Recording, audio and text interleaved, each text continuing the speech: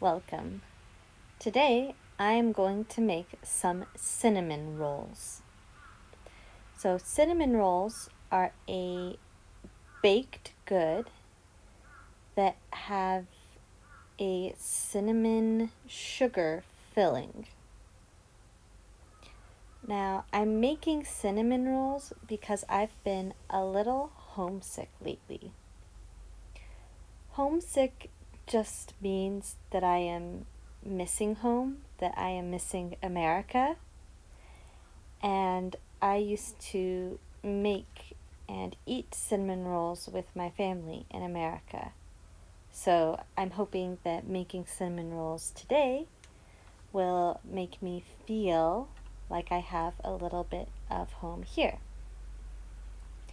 Now, I don't have an oven, which is common in Japan. In Japanese kitchens, often there's only a very small little oven that you might be able to bake fish in, but it's not really good for making baked goods like croissants or cinnamon rolls. So I'm going to make these in my air fryer. Now, this is my first time to try and make cinnamon rolls in an air fryer, so we'll see how it goes. This kind of leads me to something that's called culture shock. So, culture shock is when you visit or move to a country that's a different culture from yours, and you are kind of shocked and surprised by what you encounter. When I came to Japan, I knew the food would be different. So, for example, there's a lot more seafood in Japan than there is where I am from in America. But I didn't think about kitchens. I didn't realize how often I used an oven when I was cooking in America. A lot of the recipes I know how to cook use an oven. So when I moved to Japan, I experienced some culture shock, and it actually took me quite a while to adjust to the different kitchen layout. And I had to learn new recipes. So that was actually maybe one of the biggest adjustments I had to make when I moved here. Now I have lived in Japan for many years, so I don't really experience culture shock anymore. But I do sometimes experience reverse culture shock. So, reverse culture shock is when you have become so used to the culture in the new place that you live that when you visit your home, when you visit your family, you are again kind of shocked and surprised by the difference in culture. Now, when I go to America, there are a few things that feel strange to me. One of the biggest things is how big most of the cars are. Where I am from in America, a lot of people like to drive trucks, and seeing all of these giant trucks around feels strange. Now, if you're watching the video and not just listening, you can see at this point I am mixing all my ingredients for the dough. However, I'm going to add a little more flour because this dough is still very soft, very liquidy, when for cinnamon rolls, it's supposed to be a bit more firm. So I'm gonna clean off this table, and then after I clean this table off, I'm going to make it very, very messy. So I'm going to put flour on here. I'm putting the flour because cinnamon rolls are kneaded. Now, kneading is something we do in baking, and it helps create the right texture in baked goods. But you need to do it with flour, or else the dough sticks to your hands and it gets very messy. I usually like kneading dough, but I'm worried about this dough. I don't think there's enough flour, and I think this is going to be messy and sticky. So yeah, it looks like my worries were right. This is very messy and sticky. So I am actually probably going to turn off the camera, wash my hands, and fix the dough off camera. Okay, I've now fixed the dough, and I'm going to cover it with this towel so that it can rise. In baking, letting a dough rise means letting it get bigger and kind of fill with air. It gives it a nice texture. You want to cover the dough while it's rising so that it will rise faster. It traps in the heat, and more heat makes dough rise faster. Right here, I am starting the filling for cinnamon rolls. So, cinnamon rolls have a swirl shape. And inside the swirl, there is a cinnamon, sugar, and butter filling. I'm using brown sugar because I think brown sugar and cinnamon taste very good together. A filling is just something, so a food or a spread like I'm making, that goes inside of something else. So, for example, if you have a donut, it can have a strawberry jam filling. That means it has strawberry jam inside it.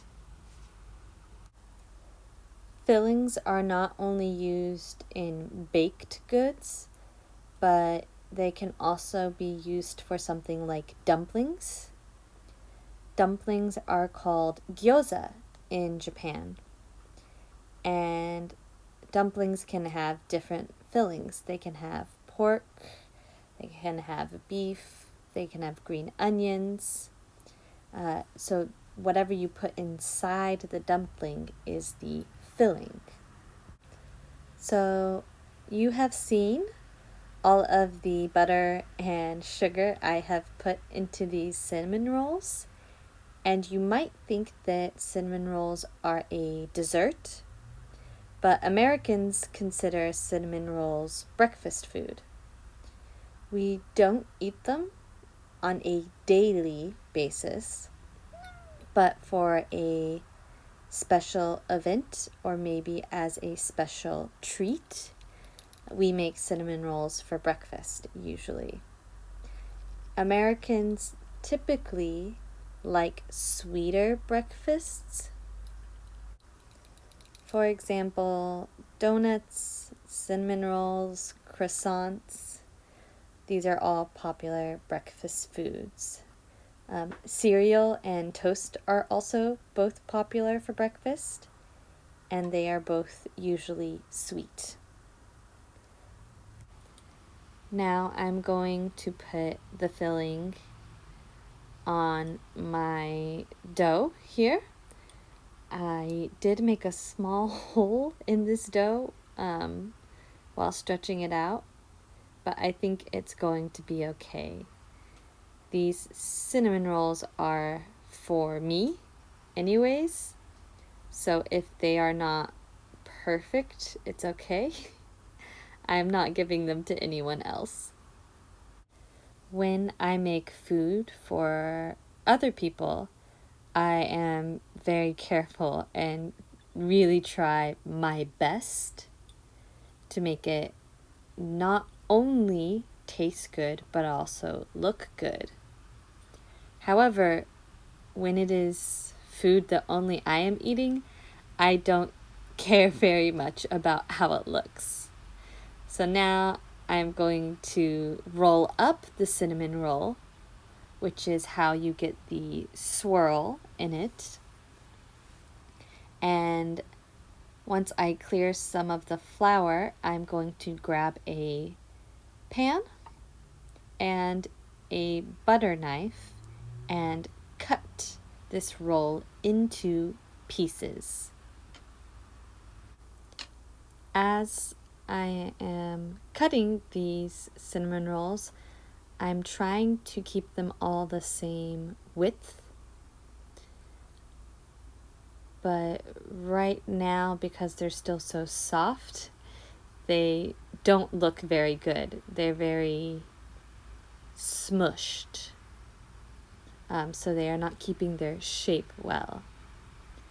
But once they have a chance to sit in the pan for a while, I think they will look a little better.